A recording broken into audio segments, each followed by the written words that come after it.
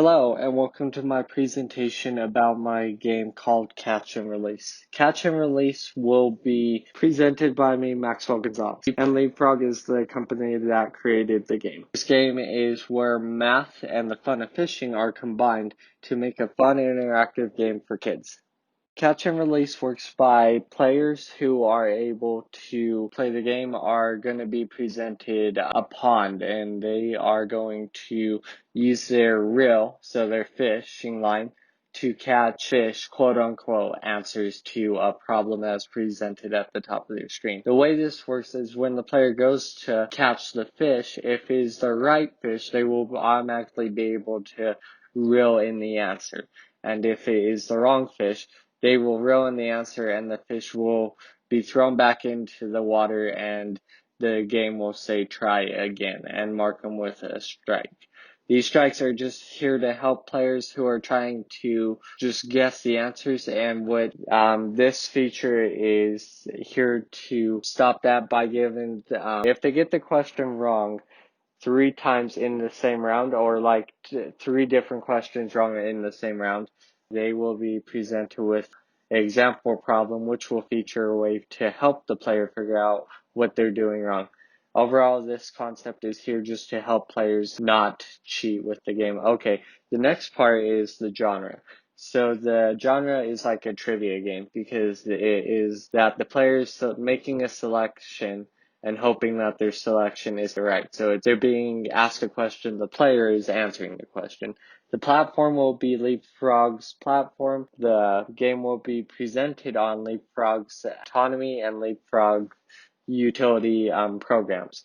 And then the look and feel of the game is going to be a 2.5 dimensions. So this overall for the game is like other games, Mario games, to like other Leapfrog games like Sonic the Hedgehog, stuff like that. Alrighty, now for the gameplay and mechanics of Catch and Release. The objectives of the game are divided up into a single player mode and a multiplayer mode. So the single player mode is just where players trying to catch as many fish as possible. So pretty much going through each level and finishing the levels as far as they can go. The multiplayer mode is a competition between 2 players. Multiplayer mode is only played on one device. The players take turns at a time and answer 8 questions. After the 8 questions, whoever answers the questions the fastest will win that round.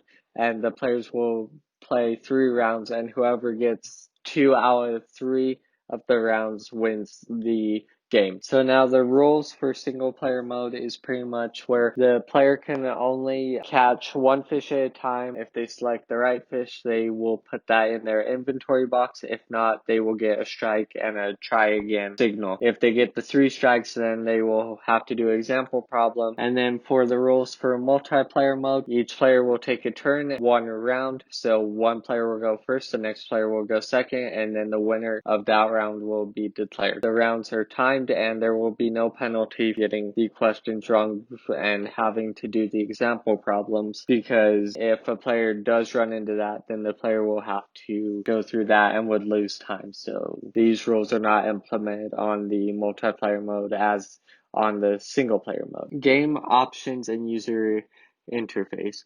So the user will be able to select a grade. So this game is for kindergarten, first and second graders. And then the player will be able to select how hard the game is. So easy, medium, or hard. And then the other options that the player can do are customizable options. So like the time of day they want to present on the game, the avatars they want to create, and then they can also have the option of going to the game store and buying different reels and customizing reels and stuff like that to make the game more interactive. So the gameplay is not huge in this game, but it does help to give the players a little bit of break in between levels and stuff.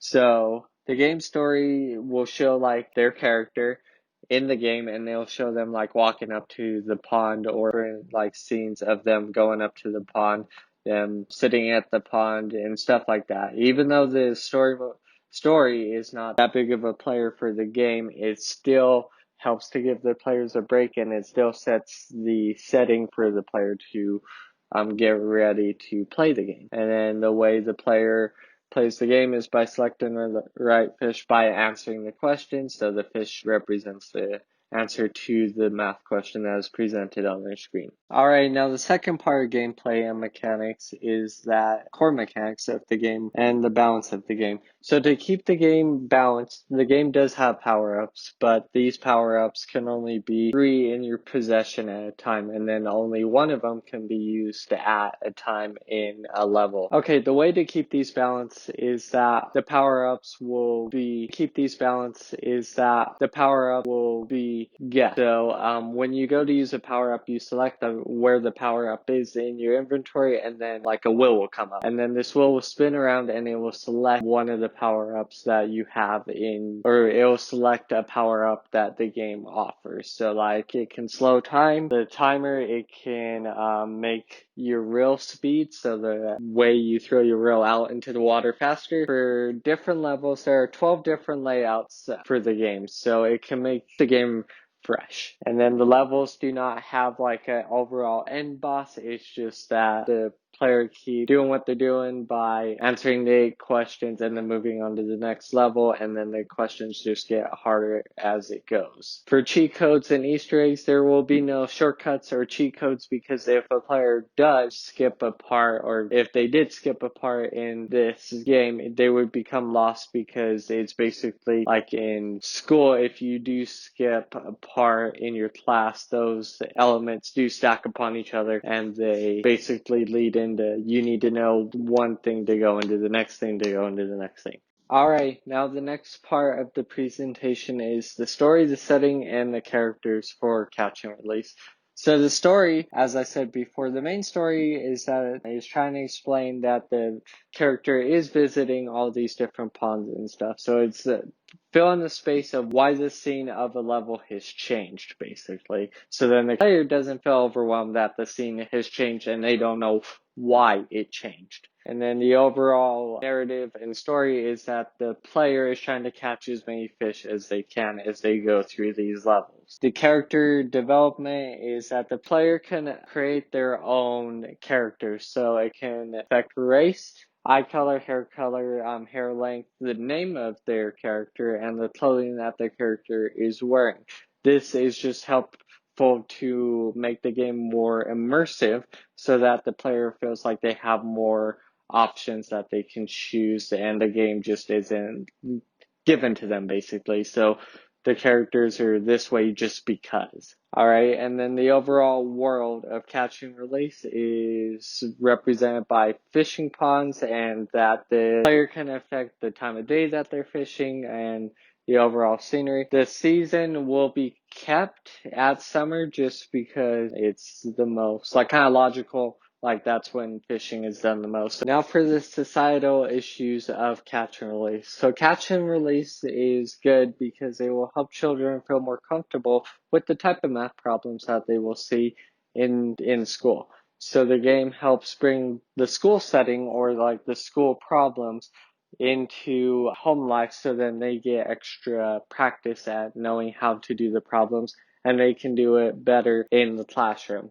It also offers friendly multiplayer setting, which adds friendly competition, and the game can be downloaded to the Leapfrog platforms I have talked about earlier in this presentation. Okay, now the negative side of the game is that this game could be overshadowed by previous games that Leapfrog has made for their platform already. Also, the game has a lack of changing on the fly. So if across the country math changes for like kindergarten, first and second grade, and it's a big dramatic change that the game needs to incorporate, it will take a year or so for that incorporation to be updated into the game. The game doesn't follow exactly to a child's math that they learn in school. It will follow like the basics of what the child will learn in that overall course in kindergarten, first to second grade, but it won't get that specific. So there could be many subjects that are in the child's or in their course that the game will not cover. And then overall, how does the game help society? The game helps society by helping to relate math concepts to a fun interactive game of fishing, which helps children learn how to become more comfortable with math problems. Alright, then for the final part of this presentation is the game assessment. So overall, who is going to support the creation of this game? And the support will come from parents who believe that this game will help their kids with math and understanding and just basically becoming more used to a math concept and not struggling with it. Teachers will believe that this game will help students become more proficient in math and they'll be able to understand subjects more, and it will help the teacher feel like they're still on track and that they are not falling behind because they have to help their students grasp the concept, because if they don't grasp it, then they will struggle with the course as it continues on. Students will support it because it is a fun interactive game where fishing and math is combined. So overall, it's going to be a fun game for the players because it has a lot of mechanisms that lets the player play how they kind of want to play, along with making the game fun and interactive for the player. So thank you for listening to this presentation and have a good day.